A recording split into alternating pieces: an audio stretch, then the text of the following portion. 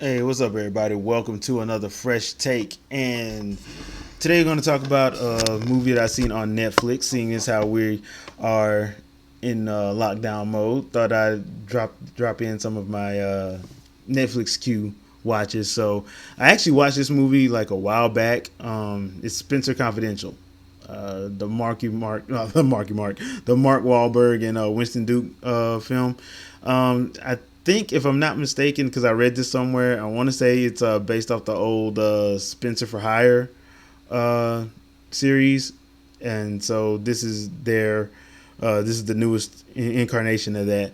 And here's the synopsis from IMDb. When two Boston police officers are murdered, ex-cop Spencer teams up with his no-nonsense roommate Hawk to take down criminals. So this is a Peter Berg directed movie. So be that as it may, and take it how you want to take it. It's a Peter Berg film. So let's get into what I liked and what I didn't like. So what I liked is the chemistry with the cast. It's obvious that the cast, they all get along and they actually did a good job together in this movie. The action sequences too, they aren't really bad. They actually are okay.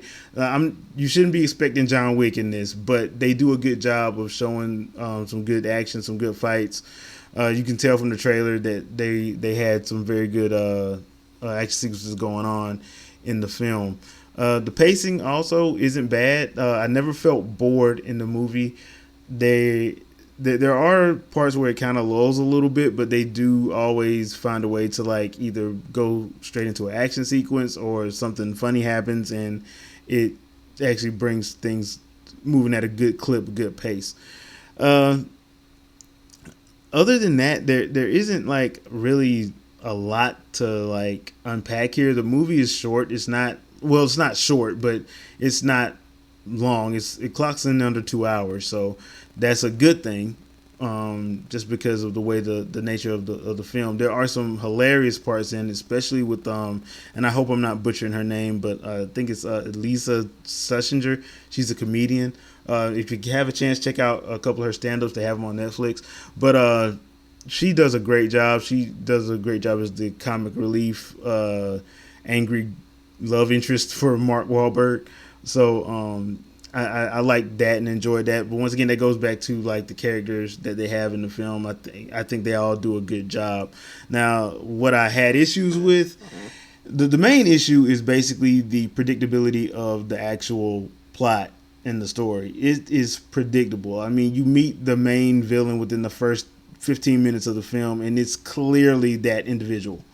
That's how predictable it is. Like, if you've watched film, if you like movies, especially action movies, you're going to be able to tell who the villain is and how the story is going to wind up clearly, because you've seen it before. You just have, especially if you're a fan of action films, you've just seen it before, and I think that hurts the movie. Now, the characters themselves, the actors, they do a good job of like kind of trying to mitigate that, but at the same time, there's only so much you can do when your story's like that. The other thing too is like the villains in the film. It has to do with dirty cops and drug dealers and all that, and like it's cliched, but and they're over the top, but they're not over the top in a fun way. It's like over the top in a kind of annoying way. So it wasn't anything that had me like saying, "Oh, I've never seen this portrayed in this way before." I've seen it done better before. So those were the things that I did not like about it: the predictability and the villains where they were just way too cliched and way too predictable. For parents, there is a sex scene in it, but it's kind of played for laughs. There isn't any nudity in there, and while there is action, it's that I want to say it's that superhero level action where it's not any gore really. It's just like people getting beat up and stuff like that. Your basic action movie type action. The movie does move at a good clip. The pacing's good on it, in it, and once again, it clocks in under 2 hours. I want to say it's like an hour and 55. I think I need to check that, but I think it's like an hour and 55. Overall, I would give this a rental, just because I think it's one of those movies you can just pop in. You're bored on a Friday night or whatever, and it's not gonna kill you. It's not boring, but at the same time, it is it's hella predictable. So there's that.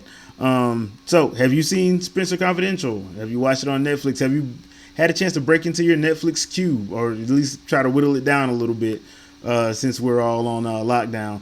Leave a comment. Let me know. As always, thanks for watching, and I will see you guys on that next Fresh Take vid. Peace out, peeps.